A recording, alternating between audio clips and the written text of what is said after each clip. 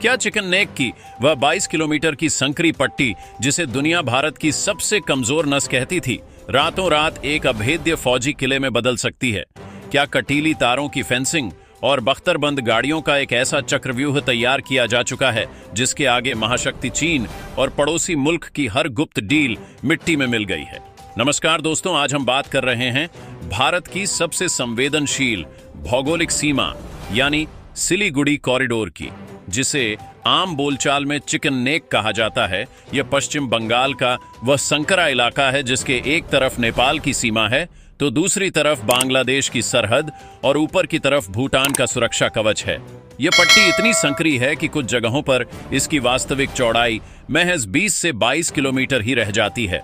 जरा सोचिए, भारत के मुख्य भूभाग से अगर सेना को अरुणाचल प्रदेश, असम, मेघालय या त्रिपुरा तक पहुंचना हो तो यही एकमात्र रास्ता है। इसी वजह से अंतर्राष्ट्रीय रणनीतिकारों का मानना था कि यदि कभी भी इस संकरे रास्ते पर कोई कूटनीतिक दबाव बनाया जाए तो पूर्वोत्तर भारत का संपर्क बाकी देश से काटना आसान हो जाएगा। लेकिन साल 2026 की शुरुआत में ही दिल्ली के सुरक्षा मुख्यालय ने इस कमजोरी को हमेशा के लिए खत्म करने का मन बना लिया था। गृह मंत्रालय और सैन्य कमान के बीच महीनों तक चली अत्यंत गुप्त बैठकों के बाद एक ऐसा मास्टर प्लान तैयार किया गया जिसने इस कॉरिडोर के पूरे भूगोल को ही बदल कर रख दिया। जब मई के महीने में इस पूरे क्षेत्र की कमान आधिकारिक तौर पर भारतीय सेना की स्ट्राइक कोर ने संभाली तो पहला निर्देश मिला। सामरिक गहराई का विस्तार सेना के जांबाज इंजीनियरों ने बिना एक सेकंड का वक्त गंवाए हाईवे और उसके आसपास के पूरे बुनियादी ढांचे को एक नया रूप देना शुरू कर दिया। कटीली तारों की नई और आधुनिक फेंसिंग के साथ पूरे इलाके को इस तरह घेर दिया गया है कि परिंदा भी पर नहीं मार सकता। सेना ने केवल मुख्य सड़कों को चौड़ा नहीं किया है बल्कि सिलीगुड़ी के आसपास के ग्रामीण और रणनीतिक इलाकों को आपस में जोड़कर एक ऐसा सर्कुलर डिफेंस नेट तैयार कर दिया है जिसकी जद में अब पूरा 48 किलोमीटर का इलाका पूरी तरह सुरक्षित हो चुका है। इसका मतलब यह है कि अगर मुख्य हाईवे पर किसी भी प्रकार की तकनीकी खराबी या प्राकृतिक आपदा आती है तो भी सेना के पास ऐसे 5 वैकल्पिक रास्ते तैयार हैं जो भारी टैंकों और मिसाइल प्रणालियों को कुछ ही मिनटों में पूर्वोत्तर की तरफ रवाना कर सकते हैं। इस 48 किलोमीटर के घेरे के भीतर सेना ने अंडरग्राउंड बंकर, अत्याधुनिक गोला बारूद के डिपो और विशेष संचार प्रणालियां स्थापित की हैं। यह पूरा ढांचा इस तरह से डिजाइन किया गया है कि बाहर से देखने पर यह केवल एक सामान्य विकास कार्य नजर आता है, लेकिन असलियत में यह एक अभेद्य फौजी किला बन चुका है।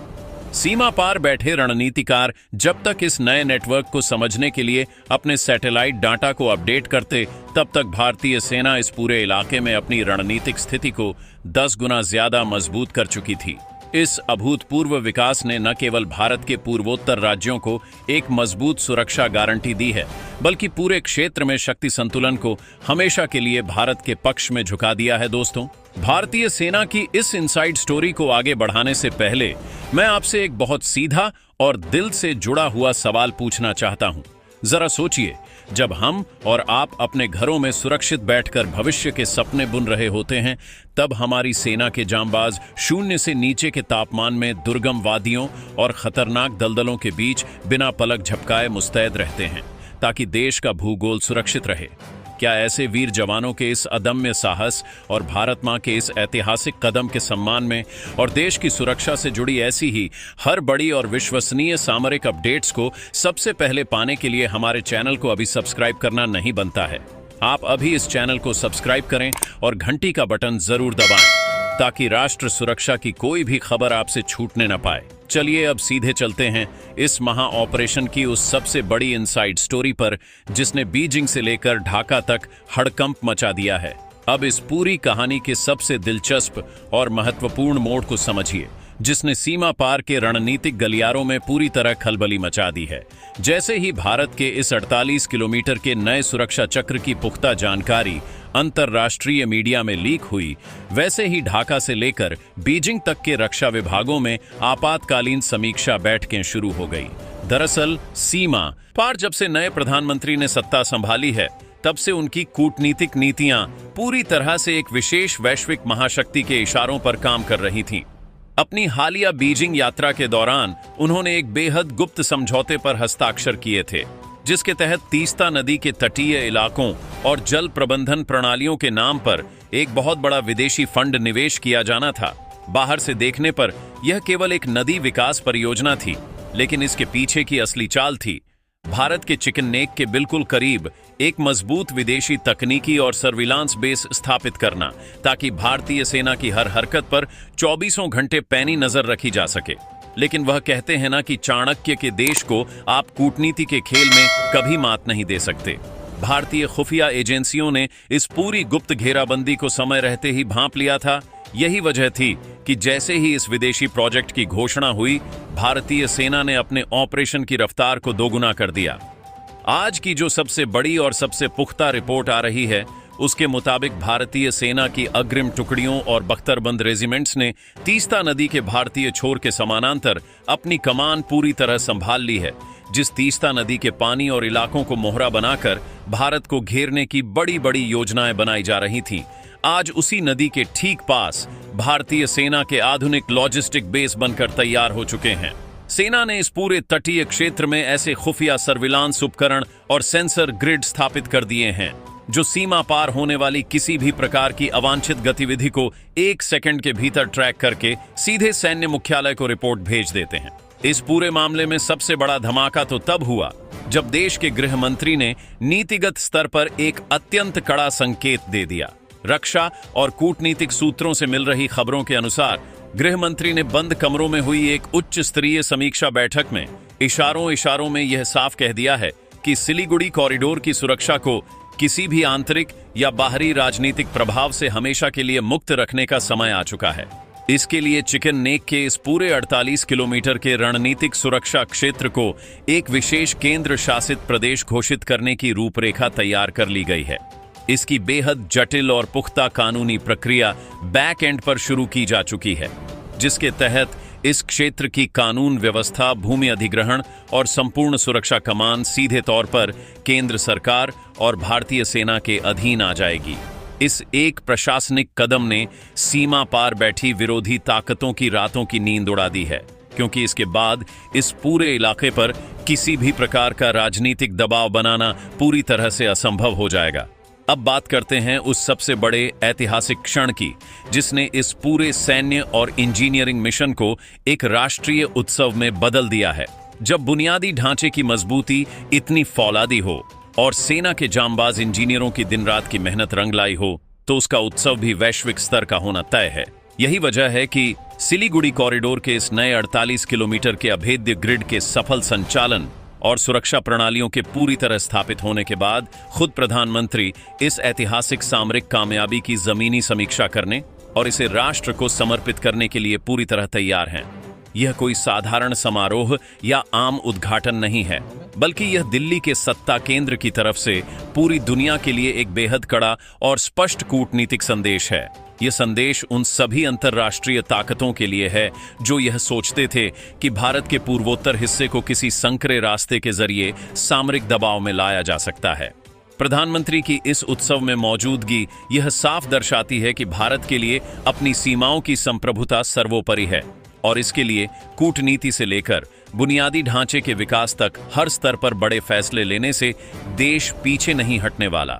इस भव्य कार्यक्रम के लिए चिकन नेक के इस नए सुरक्षित जोन में सुरक्षा व्यवस्था को अभूतपूर्व स्तर पर बढ़ा दिया गया है। भारतीय वायुसेना के लड़ाकू विमान और अत्याधुनिक निगरानी ड्रोन 24 घंटे इस पूरे 48 किलोमीटर के दायरे के ऊपर आसमान से कड़ी नजर रख रहे हैं।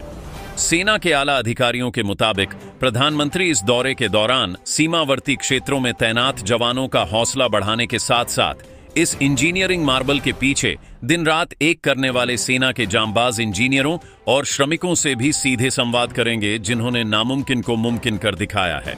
इस पूरे उत्सव का सबसे बड़ा प्रभाव यह है कि इससे पूर्वोत्तर भारत के 7 राज्यों के करोड़ों नागरिकों में सुरक्षा और प्रगति का एक नया और अटूट विश्वास पैदा हुआ है। अब वे जानते हैं कि देश का मुख्य भूभाग उनसे केवल भौगोलिक रूप से ही नहीं जुड़ा है, बल्कि एक ऐसे सुरक्षा कवच से सुरक्षित हो चुका है जिसे भेदना किसी भी विरोधी ताकत के बूते की बात नहीं है। जियोपॉलिटिक्स की बिसात पर भारत की यह नई चाल आने वाले कई दशकों तक क्षेत्रीय शक्ति संतुलन को भारत के पक्ष में बनाए रखेगी। सेना का यह बढ़ता हुआ फौलादी कदम और बुनियादी ढांचे का यह ऐतिहासिक विस्तार इस बात का पुख्ता प्रमाण है कि बदलते हुए वैश्विक परिदृश्य में भारत अब अपनी सुरक्षा नीतियों को तय करने के लिए पूरी तरह आत्मनिर्भर, तकनीकी रूप से सक्षम और कूटनीतिक रूप से अडिग है। तो दोस्तों, सिलीगुड़ी कॉरिडोर यानी हमारे इस चिकन नेक पर भारतीय सेना की यह कड़क बढ़त और 48 किलोमीटर का यह नया अभेद्य चक्र महज एक सैन्य ऑपरेशन नहीं है। यह नए भारत की उस कूटनीतिक इच्छा शक्ति का प्रतीक है जो ना तो किसी रणनीतिक दबाव के सामने झुकती है और ना ही अपनी सीमाओं की सुरक्षा को लेकर कोई समझौता करती है। सीमा पार रची जा रही हर गुप्त कूटनीतिक घेराबंदी और विदेशी समझौतों के चक्रव्यूह को भारतीय सेना ने अपने इस इंजीनियरिंग मार्वल और अचूक रणनीतिक इंफ्रास्ट्रक्चर के दम पर पूरी तरह ध्वस्त कर दिया है। गृहमंत्री के चाणक्य दिमाग से निकले इस ऐतिहासिक फैसले और तीस्ता नदी के समानांतर स्थापित हुए इस नए फौलादी सुरक्षा ग्रिड ने यह साफ कर दिया है कि भारत अपने पूर्वोत्तर राज्यों की संप्रभुता की रक्षा के लिए किसी भी हद तक जाने को तैयार है। चिकन नेक को एक विशेष प्रशासनिक इकाई या केंद्र शासित प्रदेश बनाने की यह कानूनी सुगबुगाहट आने वाले दशकों के लिए इस पूरे क्षेत्र को पूरी तरह सुरक्षित और आत्मनिर्भर बना देगी।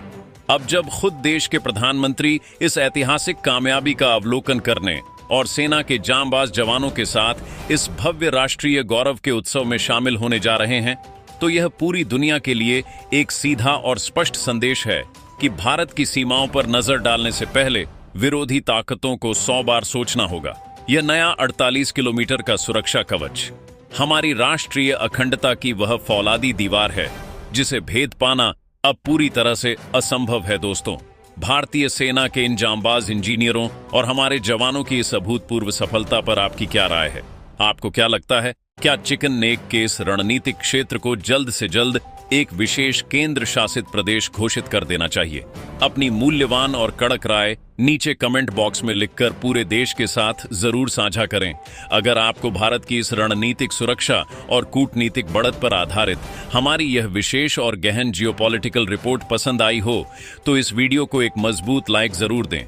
इस गौरवशाली जानकारी को अपने सभी मित्रों और रक्षा प्रेमियों के साथ ज्यादा से ज्यादा शेयर करें। मिलते हैं आपसे बहुत जल्द एक और बेहद रोमांचक और कूटनीतिक विश्लेषण के साथ। तब तक के लिए जय हिंद, जय भारत।